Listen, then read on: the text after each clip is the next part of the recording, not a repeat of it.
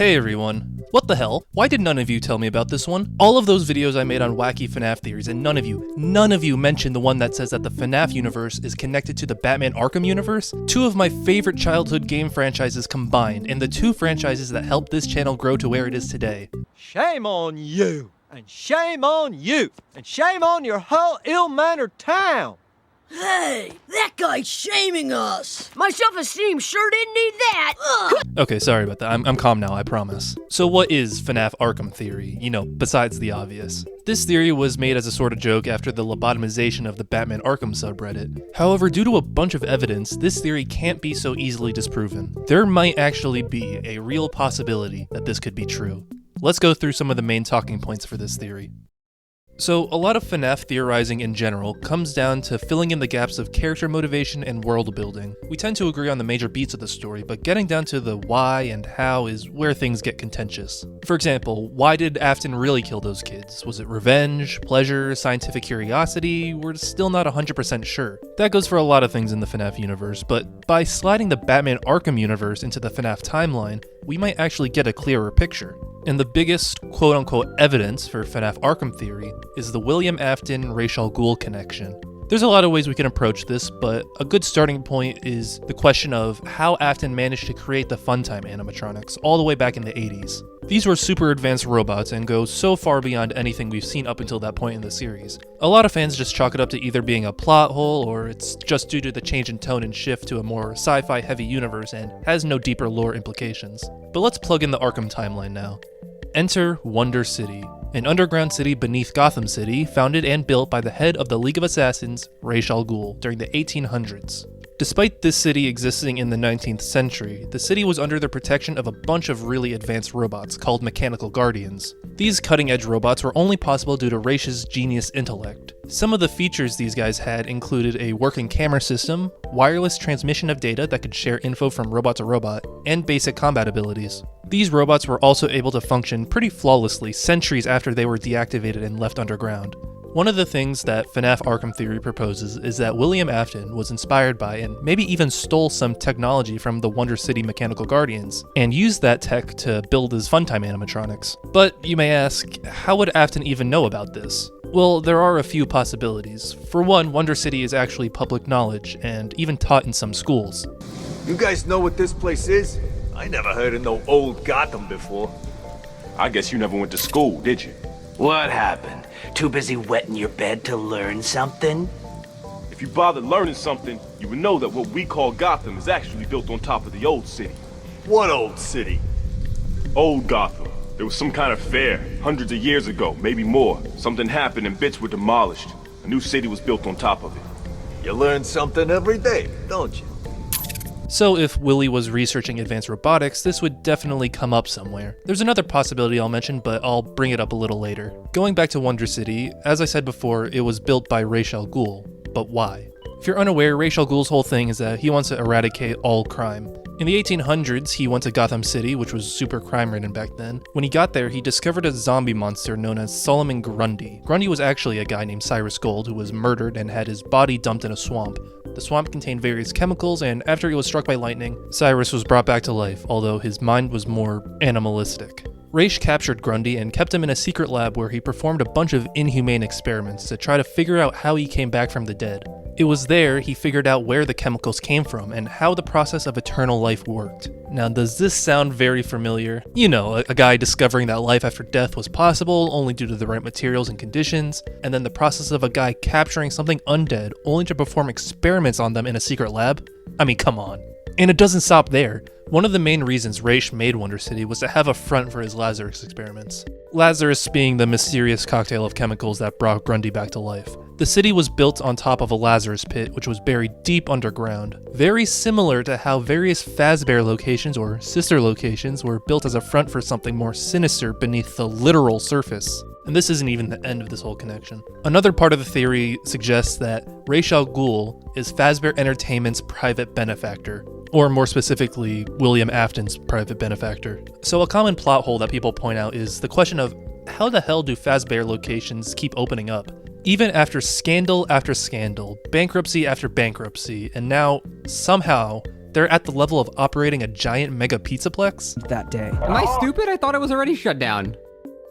When did it reopen between then and now? It's a new location. How do they keep getting new locations? I thought the entire business went under. They said Fazbear's Entertainment entirely went under. Then he made a new service, which is like a rental service, but that wouldn't have a physical location because they go to other people's places. I'm so confused. Customers barely showed up to the new pizzeria, leading it to shut down by the end of 1993. This company has opened and shut down 77 restaurants in a row. Who is funding this? Where is the resources from this? Like, how does this keep happening? The amount of times in this video they say they opened the new location and it was immediately shut down. Like, how does this keep happening? This theory suggests that Ra's bankrolls the whole thing. Ever since Ra's found that Lazarus pit underneath Gotham, he's been obsessed with immortality, very similar to Afton. Perhaps he heard about the ghost stories happening in Utah and saw reanimation through Remnant as a possible contingency if he were to ever lose access to his pit, which he eventually does in Arkham Knight. Similar to how Ra's teamed up with Hugo Strange and his Protocol 10 Arkham City projects, what if Ra's teamed up with William Afton and gave him unlimited resources for discovering the secrets of Remnant? I mean, how else could Afton have afforded the production of the Fun Times, let alone figure out how to make them? Ra's could have given him the detailed schematics of the Mechanical Guardians so Afton can make the Fun Times for his experiments. And this could also explain the massive amount of money Fazbear Entertainment seems to have during the Steelwool era of games.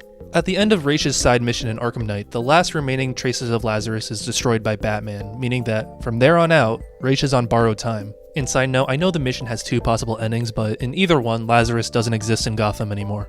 With Gotham seemingly being a lost cause for the League of Assassins, and the fact that he won't be able to resurrect himself if he dies again, maybe this caused him to put all of his focus and resources into Fazbear and the Remnant experiments. And one final piece of evidence for this is the cave that Cassie finds at the end of Security Breach Ruin. It's very similar in color to the Gotham Lazarus pits, while also being buried deep underground, just like the Gotham ones. So who knows, this could be another Lazarus pit. Maybe that's what Burntrap is. Remember, this is what the Mimic looks like at Ruin, so instead of Burntrap being the Mimic, it would make more sense for this to be a Lazarus resurrected Afton. Actually, this could also explain Tangle, or the Blob as well. After FNaF 6, everything burned and all of the souls were put to rest or whatever, happy ending. But then a sinkhole happens, and the building falls down to where the pit is located. And just like Solomon Grundy, the bodies of those animatronics come into contact with the Lazarus chemical, reviving them. Can you tell I'm on my third energy drink? Listen, the whole connection between Afton and the League of Assassins is probably the strongest aspect of FNaF Arkham theory. However, it's far from the only one. Take the recent hallucination gas theory, the one that implies that the nightmare animatronics are the result of hallucinogenic gas experiments in William's bunker. The gas changes one's perception of reality to become something more nightmarish. Sounds very similar to Scarecrow's fear gas, which works pretty much the exact same way. Another connection is the gadget obtainable in Arkham Knight called the voice synthesizer. It allows you to replicate anyone's voice and trick people into doing things with it. Could this be the same technology used by Edwin for the Mimic? Also, Jason Todd, the Arkham Knight, aka Red Hood, he exists in the FNaF universe, sorta. In the Silver Eyes novel, there's a kid named Jason. His last name isn't revealed, but his description in the Freddy files reads as follows: Maria's younger brother. The two often bicker, but they care deeply for each other. As the only young boy in a group of teenagers, Jason often fights to be taken seriously. An aggressive kid who still deeply cares about his family? Sounds like Jason Todd to me. Oh, and the final nail on the coffin? Guess what Jason wears in the original Silver Eyes novel? A Batman t-shirt. This is making insanely good sense to me. There's some other smaller connections here and there as well. Very recently, the Puppet made an appearance in Batman and Robin issue 26, which released in October of 2025. There was also an official Five Nights at Freddy's Dark Ride that was proposed by Sally Corporation. In one of the concept arts for the ride, the Joker can be seen on one of the cabinets. And in this very famous early image of Scott Cawthon, which is actually from when Corey Kenshin met him, in the background, you can see a Batman arcade machine. So, it's pretty much all but confirmed at this point. And I know you naysayers are gonna be like, well, if this is true, then why didn't Batman or any other superhero intervene with all the crazy stuff that was happening in FNaF? Well, it's actually very simple. There are no superheroes in Utah. Pretty much every DC superhero sticks to their own city, and hate to break it to you, Utahians, you don't got any heroes there. Though, now that I think about it, Michael Afton could have been a cool superhero, an immortal security guard. Anyway, that's FNaF Arkham Theory. Hate to tell you, but it's canon. Sorry, not my call. Nothing I can do about it. I'll be sure to make a follow-up video when the next game comes out, FNaF Arkham Mimic. And of course, once again, thank you for watching. Shout out to my awesome channel members who still put up with me. This week we have one new member. Welcome, Connor9924. And of course, as always, thank you for watching. Remember to like it if you liked it, subscribe if you really liked it, and I'll see you next time.